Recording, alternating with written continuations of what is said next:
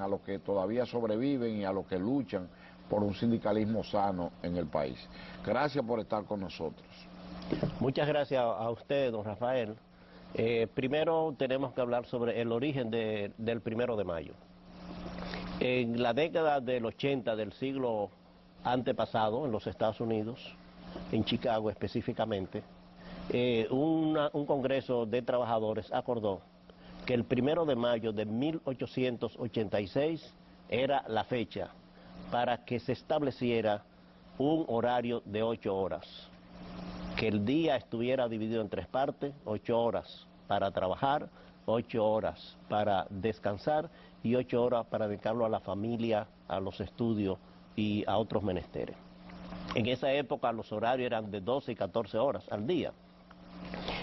Frente a eso se dio otros acontecimientos y era en una empresa que estaban trabajando, McCorney se llamaba, y se concedió la demanda que tenían los trabajadores para luchar por ese horario y los trabajadores que estaban en huelga. Y alrededor del 1 de mayo hubo confrontación entre la policía, los huelguistas y los trabajadores, dejando un saldo de muchos muertos, entre policías y entre trabajadores. Los líderes de esa revuelta, podemos decir así, fueron enjuiciados, fueron ahorcados la mayoría y otros en prisión perpetua, y ese acontecimiento que tomó la fecha simbólica del 1 de mayo, entonces después las organizaciones internacionales decretaron que esa era una fecha simbólica y que el 1 de mayo debía ser el día de los trabajadores, el día del trabajo, y a nivel internacional se conoce en todas partes del mundo que el 1 de mayo es el día del trabajo, por lo tanto es un día de reflexión, es un día para pensar, y en los países más desarrollados, entonces el día que los trabajadores manifiestan frente al pueblo sus demandas, sus protestas, y en países donde hay dictadura, entonces alabo a los gobiernos, pues.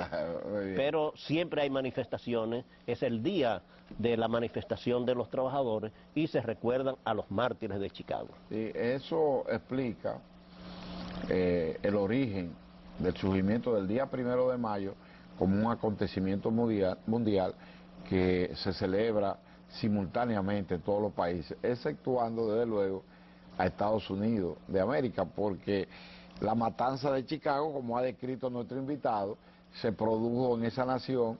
Pero ellos habían ya acordado antes de eso que el Día del Trabajo en Estados Unidos era el primer lunes de septiembre. No es para rehuir la fecha, sino que ya lo habían establecido. Sí, pero si, no lo celebran el 1 de mayo. Pero si el sindicalismo mundial adopta el 1 de ellos no lo adoptaron, mayo, ellos lo debían adoptarlo, no. Pero obviamente era condenarse a sí mismo. Y ahí donde pasó el acontecimiento en Chicago, hay una estatua de los policías que pusieron el orden, pero no se habla nada de los trabajadores que fueron masacrados. Ajá, eso son ironías de la vida. Entonces, don José Gómez Cerda, no podía, entonces, aquí en la República Dominicana se celebraba en la época de Trujillo eso, y aprovechamos, si es posible, usted introduzca el surgimiento en la República Dominicana del sindicalismo como tal. Bueno, podemos decir que la labor de los trabajadores en la República Dominicana lo podemos dividir en 3 etapas. La primera etapa fue en la época antes de Trujillo. Era una época en la cual no había industria, no había un desarrollo, no había una clase empresarial organizada, y lo que existían eran gremios, eran mutualidades. El sector de nuestro país estaba fundamentalmente basado en la agricultura. Azúcar, tabaco, cacao y café. Esos eran los 4 renglones que era producido. Y en esos sectores, entonces, en la industria azucarera se desarrolló mucho. Y habían ingenios, que eran donde había la mayor cantidad de trabajadores, y había muchos trabajadores puertorriqueños, especialmente en la parte este, porque Puerto Rico en esa época era más pobre que la República Dominicana, y venían muchos puertorriqueños emigrantes a trabajar en La Romana, especialmente en San Pedro de Macorís, por la cercanía geográfica. Entonces se hacía lo que ahora son los mojaditos, que se Sí, iban de aquí para Puerto Rico. pero no venían en yola. No se sabe, pero venían clandestinamente y se En establecían. esa época se creó la Hermandad Cigarrera, que es una asociación de tabaqueros que se formó en Santiago, y se organizaron, o sea, eran relacionados con la industria agrícola.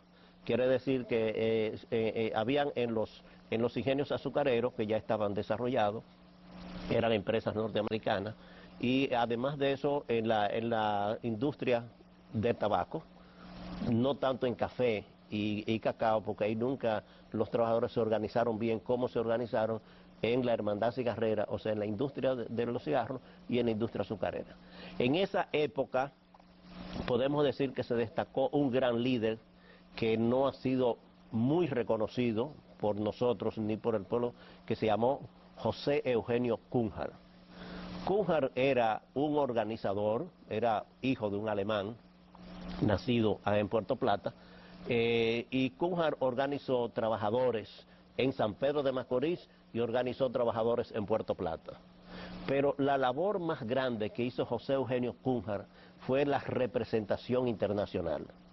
Él representó a la República Dominicana en el segundo congreso que hizo la Confederación Obrera Panamericana, COPA. Esa era una organización que fue impulsada desde los Estados Unidos a través de la American Federation of Labor, o sea, la AFL, que después se fusionó con otra organización, con la CIO, pero en esa época era AFL. Y Cunhar fue a denunciar fundamentalmente dos cosas. Primero, que había una ocupación norteamericana en nuestro país, estamos hablando de 1919, y que pedía la salida de las tropas invasoras. Y segundo, una denuncia en base a que el gobierno americano estaba trayendo para trabajar aquí una cantidad de 800 braceros traídos de las islas alrededor de nuestro país, que después son los llamados cocolos. Y José Eugenio Cunhar entonces tuvo mucha repercusión porque él no pudo participar en el primer congreso. En el segundo congreso, que fue en 1919, entonces él participó, hizo esas dos denuncias.